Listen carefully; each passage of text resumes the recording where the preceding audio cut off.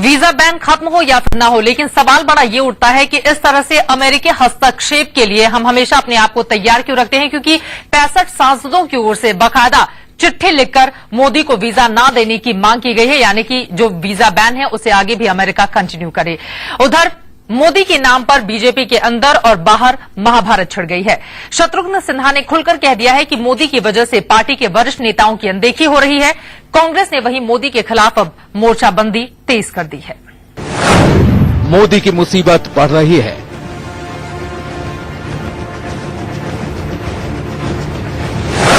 घर के अंदर और बाहर मोदी के खिलाफ मोर्चेबंदी। मध्य प्रदेश, छत्तीसगढ़ और राजस्थान में चुनाव होने वाले हैं।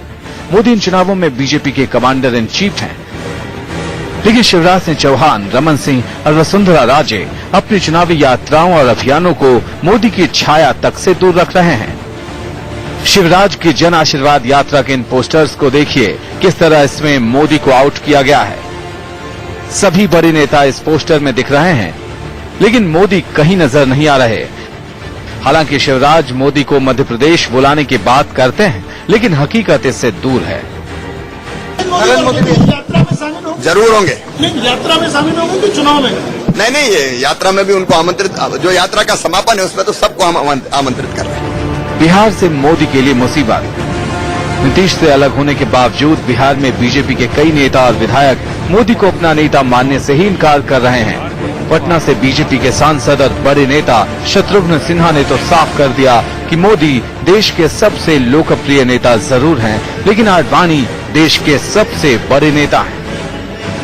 ऐसे आडवाणी जी का आशीर्वाद बहुत जरूरी है। नेतृत्व जो भी हो, लेकिन उनके आशीर्वाद से, उनके सहयोग से, और खासकर वो लोग जिनका आप जिक्र कर रहे हैं, जैसे हमारी सुषमा स्वराज हैं, जसवंत सिंह जी हैं, यशवंत सिन्हा जी हैं, कि हमारे अपने मुरली मनोहर जोशी जी हैं या अरुण जेटली जी हैं, ऐसे तमाम लोगों को भी उनका जो उचित स्थान देते हुए ऐसा न लगे कि दरकिनार किया जा रहा है। उनको अगर उचित स्थान देते हुए सामने लेकर आएंगे तो सोने पे सुहागा हो।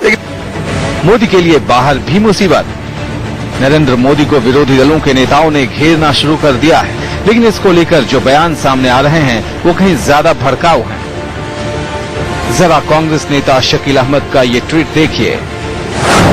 शकील अहमद ने लिखा, एनआईए अपनी चार्जशीट में कहती है कि इंडियन मुजाहिदीन गुजरात दंगों के बाद बना था, फिर भी बीजेपी और आरएसएस सांप्रदायिक राजनीति से बाज नहीं आ रहे। एक तरफ कांग्रेस उपाध्यक्ष राहुल अपने नेताओं को संभलकर बोलने की नसीहत दे रहे हैं, लेकिन नरेंद्र मोदी को टारगेट करने के लिए उनका डर दिखाकर सबको कुछ भी कहने की छूट है। मुसलमानों के पास कोई रास्ता न देख करके आदमी गलत रास्ते की तरफ जा सकता है। अब ये कहा तो नहीं जा सकता है कि ये सही है गलत है, लेकिन ये पॉसिबिलिटी हो सकती है। खुद को घर के अंदर और बाहर घेरने की कोशिश से दूर मोदी अपनी चुनावी रणनीति तैयार करने में मशगूल हैं। लेकिन बड़ा सवाल यह है कि जब घर के भीतर ही उनके हाथ मजबूत नहीं रहेंगे तो वो बाहर वालों से कैसे मुकाबला करेंगे। भोपाल से राकेश अग्निहोत्री और पटना से शिशिर चौबे के साथ मिथिलेश कुमार, दिल्ली, इंडिया न्यूज। घर के अंदर ही जिस तरह से घमासान मचा हुआ है उसे देखकर यही लगता है कि मोदी के लिए दिल्ली अभी दूर है। बहरहाल रुकेंगे एक छोटे से ब्रेक के लिए, कुछ और खबरों के साथ होंगे फौरन हाजिर।